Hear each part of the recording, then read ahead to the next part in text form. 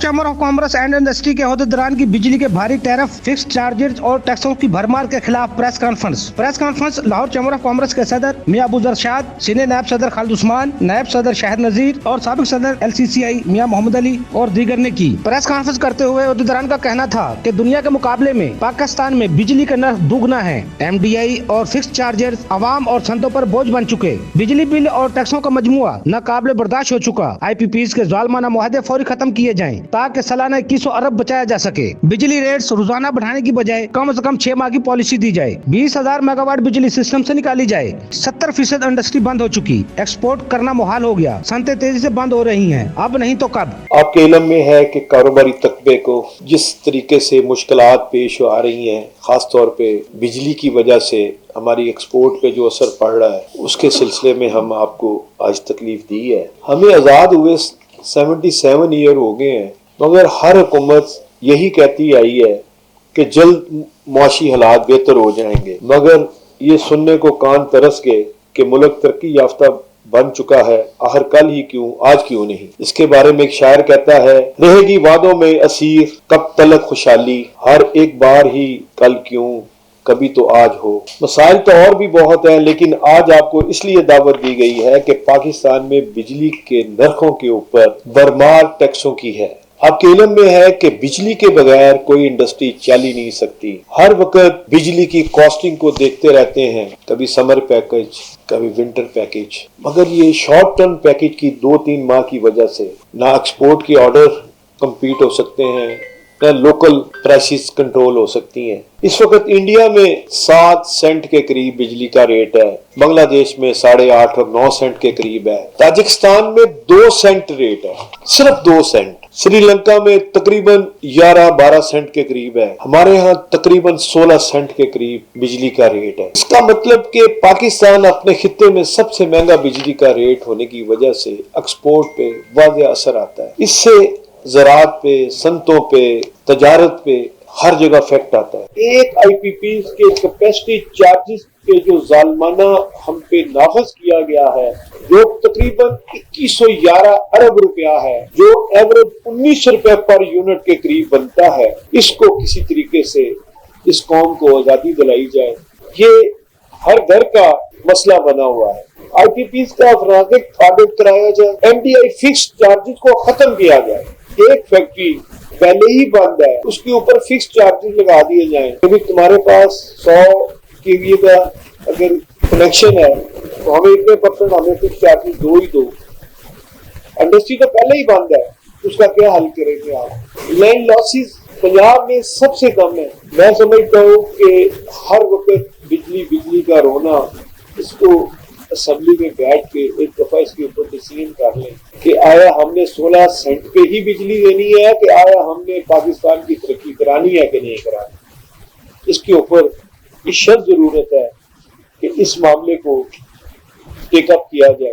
देखिए, हुकूमत ने बड़ी शक्कत की हमारे ऊपर, 22% मार्कअप से 17.5 से 15% किया। आज माशाल्लाह आज 13% कर दिया, 2% और कम कर दिया। आपके सामने ही 562 अरब रुपया सेल टैक्स का रिफंड का चक्कर आया है। ये एडजस्टमेंट के चक्कर की वजह से एक्सपोर्टर का रिफंड फंस जाता है, जो सबके इल्म में है कि बगैर स्पीड मनी के नहीं मिलता। कभी 5% रेट था, कभी 10% कर दिया। अब उसका रेट इतना ज्यादा है कि लोग कहते हैं बिजली का बिल दें, इनसे अपना वर्किंग कैपिटल कैसे निकलाएं।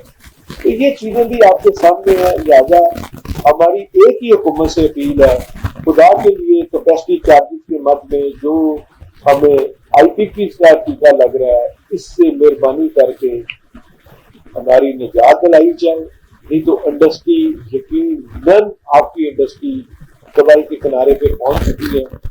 इस पे हम हुकूमत वक्त से अपील करते हैं, खुदारा असेंबली में इसको लेके जाया जाए और असेंबली फ्लोर पे, सेनेट पे इस मसले को हल किया जाए। अदरवाइज इंडस्ट्री बहुत तेजी से बंद हो रही है, वो ना हो कि मसाइल और बढ़ गए। हम इसलिए पेशगी इत्तला कर रहे हैं गवर्नमेंट को कि ये ये जो सर्दियों का पैकेज दिया है, तो आप यकीन करें कि कभी कस्टम डिपार्टमेंट तंग करता है, कभी कोई तंग करता है, तो वो जब सीजन इतना शॉर्ट हो, आपके सामने है कि पाकिस्तान की इस वक्त 35% आबादी जो है वो सर्दी की वजह से उसकी डिमांड कम है, क्योंकि पहाड़ों में बिजली की इतनी जरूरत ही नहीं, ना इंडस्ट्री है उस साइड पे, तो इंडस्ट्री के रेट कम होने का एक्सपोर्टर को कोई फायदा नहीं हो। एक मुस्तकिल कम से कम 6 माह की प्राइस हो, तो जिस तरह आप 15 दिन की फ्यूल प्राइस एडजस्ट करते हैं, तो कम से कम बिजली की प्राइस 6 मंथ की आप एडजस्ट करें। ये हर रोज 15 पैसे बढ़ गए, आज 2 रुपए बढ़ गए, आज 2 रुपए कम हो गए, तो इससे इतना शदीद कंपटीशन है पूरी दुनिया में कि वो कम्पीट नहीं हो पा रहा। लेकिन ये स्टॉक एक्सचेंज की जहां तक बात है, उसमें हमारी फॉरेन रेमिटेंस का बहुत तल्लक है। नंबर 2, मार्कअप 22% से जो 13% हुआ है उसका बहुत तल्लक है, क्योंकि लोगों ने पैसा उधर लगा दिया। तीसरा, उसमें जो प्रॉपर्टी का पैसा था वो चला गया। और चौथा, देखेंगे इस दिसंबर की जब बैलेंस शीटें आएंगी मार्च में, फरवरी में, 15 फरवरी के बाद, तो रिजल्ट आ जाएंगे नजर।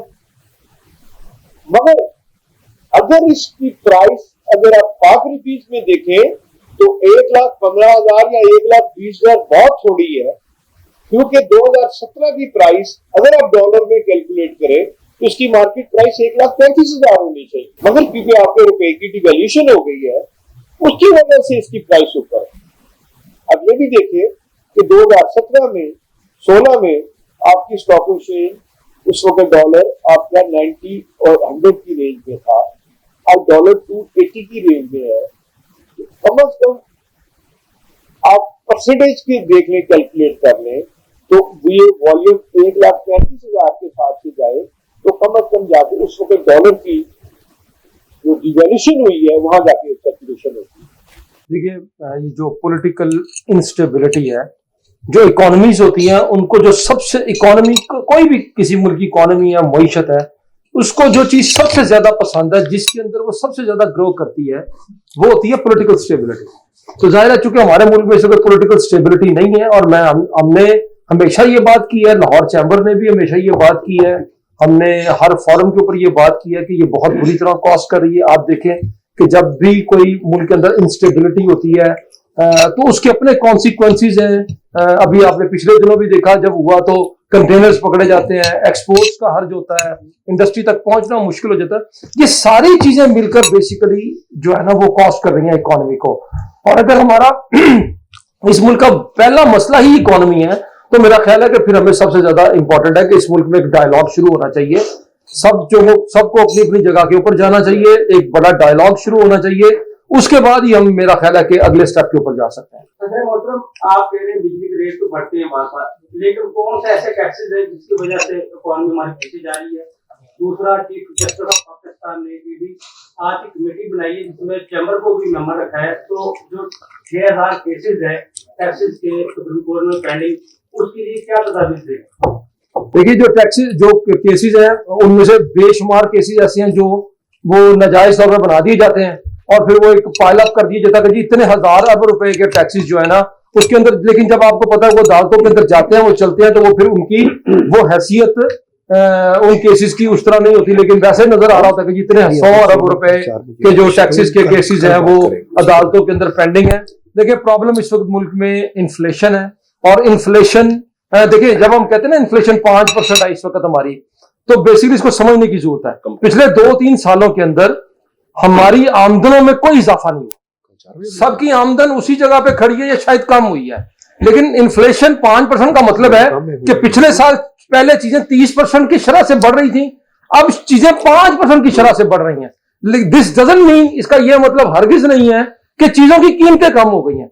तो चूंकि हम कंफ्यूज करते हैं इन्फ्लेशन के लफ्ज के साथ कि जी चूंकि 5% हो गया, तो अगर तो फर्ज कर लीजिए 28-30% होता, फिर तो सारा कुछ निजाम ही जो है ना वो जमीन बोस हो चुका होता। तो ये 5% का मतलब ये है कि पिछले 2 सालों से जो 28-30%, मिसाल के तौर पर एक 100 रुपए की चीज थी जो पिछले 2 सालों से 28-30% से बढ़ रही थी, वो पहले 160 रुपए की हुई, और इस साल वो 7-8 रुपए उसके अंदर मजीद इजाफा होके वो 168 रुपए की हो गई।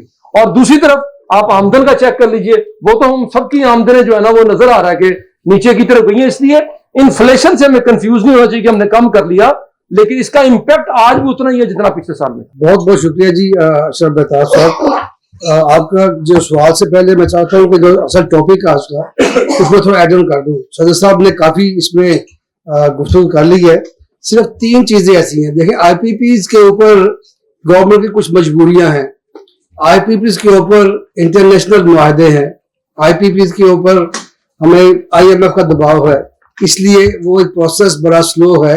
एग्रीमेंट को रिविजिट करने में ही तकरीबन 1 साल लग चुका है और जिसको 1 माह होना चाहिए। लेकिन 3 चीजें ऐसी हैं जो कि ना IMF ने हमें कुछ कहना है, ना किसी कोर्ट ने कहना है और ना कोई हमारे पास मुआहदा है। वो 3 ऐसे स्टेप हैं जो कि हुकूमत पाकिस्तान ने अपनी मर्जी से, अपनी विल से, अपनी ताकत से करनी है। वो 3 चीजें कौन सी हैं? एक है लाइन लॉसेस, दूसरा है थेफ्ट और तीसरा है आपको चीप एनर्जी, आपको सोलर पे जाना। 17 से 16% आया, गैपको का 9-10% ही है, आइस्को का सबसे कम है 8-9% है, हेस्को का 48% है। इसी तरह तमाम जो एवरेज है, तमाम जो लाइन लॉसेस की वो तकरीबन 16% आ रही है, जिसमें कि आपके शॉवर भी शामिल है, पैसको भी शामिल है। तो ये तो IMF ने कम नहीं करना आगे।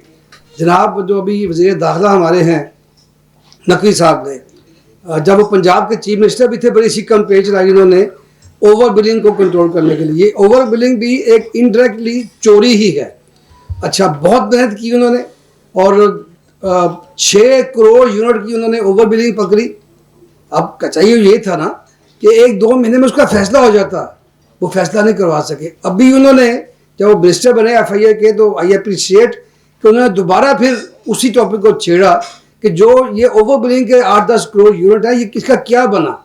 उन्होंने FIA लाहौर से बोला कि अपनी टीम भेजें और चेक करें, आप मॉनिटर करें कि ये किस तरह एडजस्ट कर रहे हैं। और फिर 10 दिन बाद रिपोर्ट, उनकी अपनी रिपोर्ट आई FIA की कि जो टीम उन्होंने FIA की भेजी थी लेस्को को चेक करने के लिए, वो उसकी करप्शन का हिस्सा बन गई है, ऑन रिकॉर्ड है। तो मैं ये चाहता हूँ कि प्राइम मिनिस्टर साहब आप खुद इस पर तवज्जो दें। ये ओवर बिलिंग, ये थेफ्ट, ये लाइन लॉसेस, अगर इसको आप कंट्रोल कर ले तो कम से कम 8 रुपये यूनिट बिजली आप सस्ती कर सकते हैं। आप जो बोर्ड्स हैं डिस्कोस के, उनमें प्रोफेशनल ईमानदार लोग लगाएं और जो नीचे तमाम मीटर रीडर से लेके ऊपर तक जिस तरह जहाँ चोरी पकड़ी जाती है, बड़ा इजी है। अभी तो डिजिटल कंट्रोल है हमारा तमाम ग्रिड्स के ऊपर। तो ये कौन सा माफिया है कि जो ना तो हमारे जो चीफ मिनिस्टर थे उस वक्त निगरान, अब वो इंटीरियर मिनिस्टर हैं, बड़े ताकतवर हैं और CM और PM साहब खुद समझते हैं चीज़ को। तो ये मुतालबा किया जाता है लाहौर चैम्बर से कि इसको मटेरियलाइज किया जाए और 1 महीने के अंदर अंदर जो 5 करोड़ यूनिट सिर्फ लेस्को में पकड़े गए ओवर बिलिंग के, उसका फैसला किया जाए। दूसरा, बहुत ही अफसोस की बात है कि गवर्नमेंट ने, हुकूमत के लोगों ने अभी तकरीबन कोई 20,000 मेगावाट के करीब जो है वो यूनिट बन रहे हैं सोलर के, और लोग कन्वर्ट हो गए सोलर के। जैसे ही सोलर का ये एक चीप एनर्जी शुरू हुई तो गवर्नमेंट ने अपना लॉस पूरा करने के लिए वही चोरी का, वही थेफ्ट का, उन्होंने हर मीटर के ऊपर एक फिक्स टैक्स, कम से कम फिक्स चार्ज 1,000 से लेके 5,000 लगा दिए। किसी ने तवज्जो नहीं दी। PM साहब तवज्जो दें, ये तमाम पाकिस्तान के इलेक्ट्रिक मीटर्स के ऊपर कम से कम 1,000 रुपया चार्जेस, फिक्स चार्जेस किस चीज़ का लगाया गया है? किराया पर मीटर का है या ये पेनल्टी है, जुर्माना है? इसको ख़त्म किया जाए। और आखिर में ये कि PM साहब का प्रोग्राम है, वो ऑर्डर दे चुके हैं कि तमाम जो यूनिट्स कोल के ऊपर हैं और गैस के ऊपर हैं, उनको कन्वर्ट किया जाए कोल के ऊपर और सोलर के ऊपर। सर, कोई इसमें डेवलपमेंट नहीं हो रही। जो यूनिट्स कोल के ऊपर हैं, जो यूनिट्स फर्नेस ऑयल के ऊपर हैं, उनको फौरी तौर पे कन्वर्ट किया जाए हमारे लोकल कोल के ऊपर, ताकि बिजली कम से कम 20 रुपये सस्ती हो। बहुत बहुत शुक्रिया। आगे जी, शुक्रिया जी प्रेम साहब। सबसे जरूरी बात यह है कि देखें, अभी 1 घंटा पहले ताजिकिस्तान के जो वफद है वो आए हुए थे और एम्बेसडर साहब भी आए हुए थे। तो वहाँ पर जो बिजली का रेट है वो 2 सेंट है और हमारे यहाँ पे 16 सेंट है। इंडिया में 7 सेंट है। इसी तरह और कंट्रीज में भी जो हमारे हमसाए हैं हमसे बहुत ज़्यादा कम है। तो इस सूरत हाल में फिर पाकिस्तान किस तरह ग्रो कर सकता है या इंडस्ट्री कैसे ग्रो कर सकती है? और जब मेरी एम्बेसडर साहब से बात हुई, उन्होंने कहा कि आप वहां पर आएं, इंडस्ट्री लगाएं और जो भी आप मशीनरी मंगवाएंगे, मटेरियल मंगवाएंगे, उसके ऊपर कोई ड्यूटी नहीं होगी। अब आप देखें कि बिजली वहां 2 सेंट और फिर उसके बाद जो भी आपने मशीनरी और मटेरियल मंगवाना है उसके ऊपर कोई ड्यूटी नहीं, और इसी तरह जो टैक्सेस हैं वो भी हमसे बहुत ज्यादा कम। तो किस तरह फिर दुनिया से कोई इन्वेस्टर यहाँ पे आएगा और किस तरह वो फिर यहाँ पे इन्वेस्ट करेगा, इंडस्ट्री लगाएगा? यहाँ तो 36 महकमे हैं और हर महकमा इंडस्ट्री को बंद करने के चक्कर में है। जो ऑलरेडी इंडस्ट्री लगी हुई है, इन्वेस्टर ये देखते हैं कि जो ऑलरेडी इंडस्ट्री है किसी भी कंट्री में, उसकी ग्रोथ क्या है, आया वो बढ़ रही है इंडस्ट्री डे बाई डे या बंद हो रही है? तो यहाँ तो आपको पता ही है कि 50% जो इंडस्ट्री है वो बंद हो चुकी है, और जब तक यहाँ पे एक फ्रेंडली माहौल नहीं दिया जाएगा और इसी तरह जो FBR है वो एक अपना एक फ्रेंडली माहौल नहीं रखेगा, तो तब तक जो इंडस्ट्री या ट्रेडिंग है वो ग्रो नहीं कर सकती। शुक्रिया। Thank you. सर ये बताइएगा कि जो हमारे इंडस्ट्रियलिस्ट हैं वो सेल्फ प्रोडक्शन से क्यों घबराते हैं कि गवर्नमेंट से जान ही छूट जाएगी अगर सेल्फ प्रोडक्शन करें वो बिजली की? तो इंडस्ट्रीज जो है सेल्फ प्रोडक्शन क्यों नहीं करते सोलर के हवाले से? सेल्फ प्रोडक्शन सोलर के वाले से करते नहीं, कर रहे हैं, सोलर लगा लीजिए। जी सोलर पे तो इंडस्ट्री चली गई है, इंडस्ट्री सोलर लगा चुकी है, लेकिन गवर्नमेंट क्या कर रही है, जिन्होंने सोलर भी लगाया है उनके ऊपर नहीं लगाया, उनका फिक्स टैक्स लगा दिया है। तो इंडस्ट्री ऑलरेडी जो सर्वाइव कर रही है थोड़ी बहुत, वो इसीलिए कर रही है कि उन्हें सोलर पे चली गई है। जो सोलर पर इंडस्ट्री नहीं गई वो बड़ी मुश्किल से सर्वाइव कर रही है, रींग रही है, और इसके इफेक्ट जो है ना इकोनॉमी के बहुत ही बुरे आएंगे। सदर साहब, जो सोलर का मामला है जी, उसकी सुन ले स्टोरी। सोलर जो है वो सिर्फ और सिर्फ 180 दिन काम करता है, बाकी उसकी कैपेसिटी रह जाती है 180 दिन में भी उसकी एफिशिएंसी तकरीबन 65% पे है, और सर्दियों में उसकी कैपेसिटी रह जाती है 18 से 25%, और किसी स्टेज पे जाके 10% रह जाती है। तो सोलर सोर्स नहीं है, अल्टरनेट कह सकते हैं गर्मियों में, कि गर्मियों में उसका फायदा बेनिफिट है, मगर सोलर की कॉस्ट जब आप लगा लेंगे तो सोलर के ऊपर ड्यूटी कल गवर्नमेंट इंपोज कर देती है। फर्क किया मैंने 1 मेगावाट लगाया तो 1 मेगावाट के ऊपर गवर्नमेंट 10 रुपए यूनिट लगा देती है।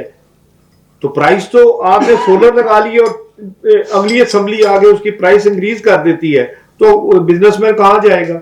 इसके लिए 10 साल की, 25 साल की, 20 साल की, 5 साल की कम से कम ना एक पॉलिसी होनी चाहिए।